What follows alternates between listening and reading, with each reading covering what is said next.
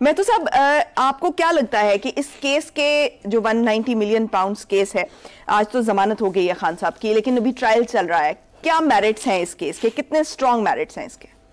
देखिए, उस केस के अंदर जो पहली बात है कि 190 मिलियन का जो केस है वो बड़ा क्लियर है कि जो बरतानिया की नेशनल क्राइम एजेंसी थी उसने एक मनी लॉन्ड्रिंग केस में पाकिस्तान को ये पैसा भेजा था, जो पाकिस्तान को वापस मिला था कि ये मनी लॉन्ड्रिंग का पैसा पाकिस्तान की का हक है।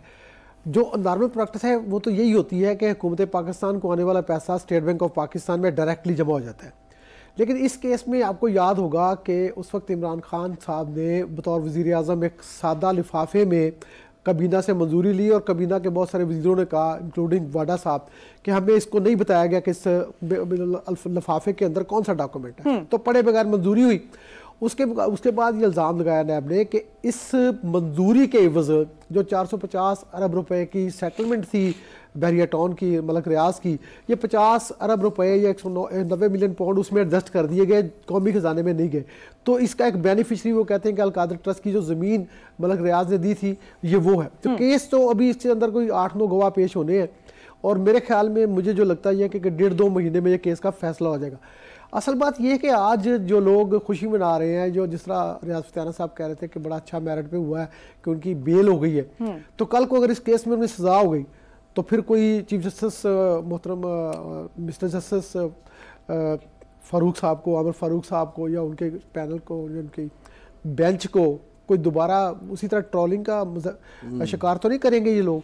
ये एक बात सोचनी पड़ेगी। दूसरा, इस बात में हम फैसला कल होगा। रियाज फतेहाना साहब ने बहुत होपफुल बातें की, मैं समझता हूँ वेरी पॉजिटिव पॉलिटिशियन, कि उन्होंने कहा कि हम बैठने को तैयार हैं चार्टर ऑफ डेमोक्रेसी और इकोनॉमिक चार्टर पे ऊपर भी बैठने को तैयार है और तमाम जमातों के लिए एक आउटलाइन बनाई जा सकती है। स्पीकर को उन्होंने कहा कि ये वो इनिशिएटिव लें। लेकिन कल जो इमरान खान साहब पेश होंगे ना वीडियो लिंक पे, उससे ये अंदाजा होगा कि रियाज फतेहाना साहब तो देखें बहुत नीचे वाले उनके पार्टी के अंदर है ना। इमरान खान की कल की जो प्रेजेंटेशन है सुप्रीम कोर्ट को अपने केस में, वो बताएगी कि मौला जट स्टाइल चोर चोर चोर है कि गर्दान करते हैं या अपने केस को फ्रेम करते हैं। लेकिन टॉप क़यादत को भी तो सोचना चाहिए ना कि उनके अंडर जो लोग हैं वो होपफुल भी हैं और वो आगे बढ़ना चाहते हैं। हाँ, ये कल फैसला हो जाएगा कि रियाज फतेहाना साहब किस लाइन पे हैं, वो किस लाइन पे हैं। तो कल अगर, अच्छा अब दो बातें, एक तो ये कि अगर इमरान खान साहब की टोन आपको पॉजिटिव नजर आई तो इसका मतलब ये है कि कोई ना कोई पीछे से शायद कोई प्ले कर रहा होगा। लेकिन एक बात बिल्कुल वाजे भी है कि अब इसको कहने में कोई आर नहीं, ये तो ओपन बातें, ओपन सीक्रेट्स बन गए हैं कि कोर्ट की जानिब से एस्टैब्लिशमेंट की तरफ जो रवैया है वो बहुत एक समझिए कि सख्त और तेज है।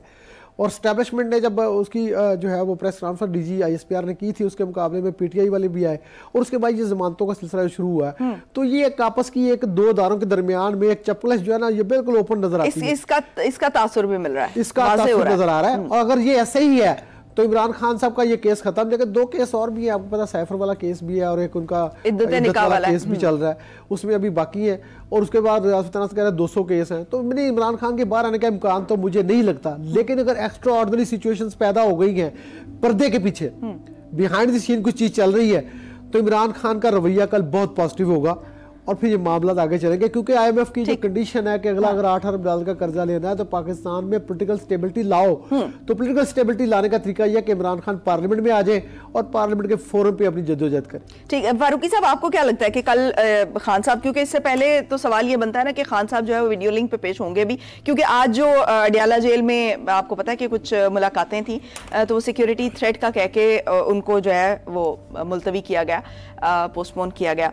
तो क्या आपको लगता है कि कल वीडियो लिंक पे पेश हो जाएंगे? क्योंकि वीडियो लिंक पे तो वैसे तो आसान ही है, लेकिन आपको पता है कि आप कोई भी एक्सक्यूज बनाया जा सकता है, तो आपको लगता है कि पेश होंगे?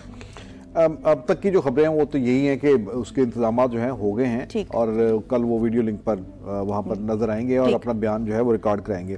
देखिए, रियाज फतेहाना साहब ने जो बातें की इसमें मुझे एक होप नजर आई है। और देखिए, फतेहाना साहब जो है एक बड़े मजे हुए दरीना सियासी वर्कर हैं। इनका स्टूडेंट यूनियन से इनका जो है वहां से उठान है इनकी, और बड़े मैच्योर पॉलिटिशियन है और बड़े इक़्तिदार पसंद किस्म के जो है ना ये पॉलिटिशियंस में से हैं। तो यहाँ से तो ऐसी ही बात सुनने को मिलती है। तहरीक इंसाफ के अंदर जितने भी इस नौयत के जितने भी पॉलिटिकल वर्कर हैं, जो सियासी रहनुमा हैं, तो वो ये बात इतदाल की करते हैं। लेकिन देखने वाली बात तो ये है कि इमरान खान जहां उन्होंने जो अपनी पार्टी की एक जो फ्रीक्वेंसी एक सेट की हुई है, क्या उसके बाद इनकी देखे बड़ी बड़ी बड़ी बढ़ती कर दी है उन्होंने कहा चार्टर ऑफ डेमोक्रेसी होना चाहिए, नया चार्टर ऑफ डेमोक्रेसी होना चाहिए, चार्टर ऑफ इकोनॉमी होना चाहिए। उन्होंने ये भी कह दिया कि स्पीकर जो हैं वो बहुत मुनासिब आदमी हैं, उन्हें इसमें अपना किरदार अदा करना चाहिए। उनके बाद के बाद तो लग रहा है कि मसला ही कोई नहीं है। मतलब ऐसा लगा कि बहुत अच्छी एक मुस्तकबिल की पिक्चर, जो मैंने उन्हें कहा कि खदशा जाहिर किया जाता है कि आपके लीडर जब बाहर आएंगे तो अदम इस्तेहकाम का शिकार करेंगे, कोई एजिटेशन होगी, डेडलॉक होगा, तो उन्होंने इस बात की मुकम्मल तौर पर नफी की है, बल्कि मेरा ख्याल है पूरा जोर लगाया उन्होंने इस बात का ये तासुर जाहिर करने में। तो लेकिन दूसरी तरफ पीटीआई का हमेशा मसला ये है कि वो एक दफा फंस जाती है, वो हॉक्स और डव्स के अंदर फंसी होती है, जिसमें आमतौर पर इमरान खान जो हॉक्स हैं उनको ज्यादा पसंद करते हैं। पंजाब के अंदर आपको याद होगा कि जब उनकी हुकूमत थी कि उस यहाँ पर उन्होंने यके बाद दीगरे इंफॉर्मेशन मिनिस्टर जो थे वो बदले थे। क्यों बदलते थे कि जो ज्यादा जोर से हिट नहीं करता था, शमशाम बुखारी, उन्हें बड़ी जल्दी उन्होंने चेंज कर दिया। और फिर ये पता चला कि शमशाम बुखारी को वाज़े तौर पर यह कहा गया कि नहीं यार, आप जो बोलते हैं उसका मजा नहीं आता, इसलिए आप एक साइड पे हो जाए। तो ये एक उनका मसला है, या मीडिया पे अपनी प्रेजेंस नहीं दिखा पाता। वो ये है कि ये जो पिछला 1-1.5 साल उन्होंने पीटीआई ने और इमरान खान ने गुजारा है, ये इससे पहले इन्होंने अपनी सियासत के अंदर ये दौर नहीं गुजारा था। क्या इससे कुछ उन्होंने सीखा है?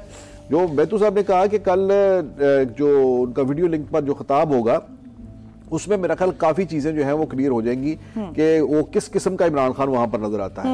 क्या वो कोई, तो क्या ऐसा पॉसिबल है कि वहां पे वो कोई अपना सियासी मौकिफ दें और जो है मतलब वो केस से ज्यादा जो है वो सियासी मौकिफ दें, क्योंकि 10 महीने हो गए वो लोगों के सामने नहीं आए और ये बड़ा मौका है उनके पास लोगों के सामने आके बात करने का। देखिए क्योंकि लाइव स्ट्रीमिंग भी होगी ऑब्वियसली। हाँ, देखिए इस केस के हवाले से ये कोई जलसा थोड़ी होना कल। सुप्रीम कोर्ट का एक अपना एक डेक्रम होता है, वहां पे बड़ा एक तरीके से बात करनी होती है। इमरान खान को अपना केस फ्रेम करना है, तो वो कहते हैं कि मैं अपनी प्रेजेंटेशन देना चाहता हूं, तो वो प्रेजेंटेशन ही होगी। उसके अंदर उन्होंने फिर वही स्टाइल अपनाया तो सुप्रीम कोर्ट भी सोचेगी कि फैसला शायद गलत हो। बल्कि मेरा ख्याल है कि वो ये बेहतर हो जाएगा, उन्हें एक मौका मिल जाएगा और उनका गिला भी किसी के ऊपर नहीं रहेगा। और ये केस है जहां तक जिसमें वो वीडियो लिंक पे आएंगे, ये भी बड़ा इंटरेस्टिंग केस है। वो ये कि जो इस वक्त जो तरामीम की गई थी नैब एक्ट के अंदर, जो तरामीम की गई थी, कुछ 26-27 तरामीम की गई थी, उसमें नैब की कुछ शक्ल बदलने की कोशिश की गई थी। ये नैब एक ऐसा इदारा है जिससे तमाम पॉलिटिकल पार्टीज, खास तौर पर दो जो सियासी जमातें इस वक्त इक़्तिदार में हैं, पीपल्स पार्टी, मुस्लिम लीग नून, इन्होंने बहुत ज्यादा सफर किया इनकी क़यादतों ने, और वो महीनों नहीं बल्कि सालों जेलों के पीछे, सुलाखों के पीछे वो बंद रहे और लंबे लंबे ट्रायल जो है उन्होंने भुगते, और उसके बाद उन केसेस में से निकला भी कुछ नहीं।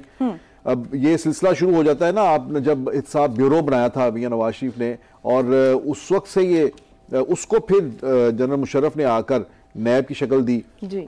तब भी आपको याद होगा कि वो जो उसके थे, क्या नाम था उनका, जो एहतसाब ब्यूरो के नवाज शरीफ के थे, उन्होंने फिर आसिफ अली जरदारी से मुआफी मांगी थी, ठीक है। और फिर ये नैब जब बनी है तो नैब से भी अब दोनों पार्टीज को ये गिला था कि ये नैब जो है पॉलिटिकल इंजीनियरिंग के लिए इस्तेमाल होता है। तो अब उस नैब को दुरुस्त उसका करने के लिए, किबला दुरुस्त करने के लिए उन्होंने उसके अंदर तरामीम की थी, जिसमें यह कहा गया कि 50 करोड़ से ऊपर के केसेस जो हैं, जो मेगा केसेस हैं, नैब सिर्फ उन्हीं को डील करे। इसके अलावा और भी कुछ तरामीम थी। चेयरमैन नैब की मुद्दत मुलाजमत जो है उसमें भी 1 साल की कमी की गई। नैब कोर्ट्स के अंदर जो है वो जजेस की तैनाती के हवाले से वफाकी हुकूमत को इख्तियार दिया गया, मुख्तलिफ थी जो सुप्रीम कोर्ट ने कलअदम करार दे दी। अब वफाकी हुकूमत वो जो नैब तरामीम थी उनको जो कलअदम करार दिया गया उसके खिलाफ अपील में गई है, यानी वो नैब तरामीम को दोबारा बहाल कराना चाहती है। लेकिन खान साहब और उनकी पार्टी जो है वो पुराना नैब, वही मुशर्रफ वाला नैब, वही खान साहब के दौर वाला नैब, जिसमें वो कहते थे कि मैं इनके पंखों करवा दूंगा, विक्टिम है ना, खुद विक्टिम है जो भी है, लेकिन वो वही नैब जो है वो दोबारा बहाल देखना चाहते हैं। अगरचे इस वक्त जो सुप्रीम कोर्ट का बेंच जो इस केस को देख रहा है, उस बेंच के भी जितने भी रिमार्क्स मैंने पढ़े हैं, देखे हैं, उसमें वो भी जजेस जो हैं वो भी इस नैब से मुतमिन नहीं हैं, बल्कि उसके अंदर तो जजेस ने ये रिमार्क्स भी दिए कि ये इदारा तो जो है वो पॉलिटिकल इंजीनियरिंग के लिए ब्रिगेडियर असद मुनीर का रेफरेंस दिया गया कि उन्होंने अपनी खुदकुशी का नोट भी इसी पे लिखा कि इस नैब की वजह से मैं खुदकुशी कर रहा हूँ।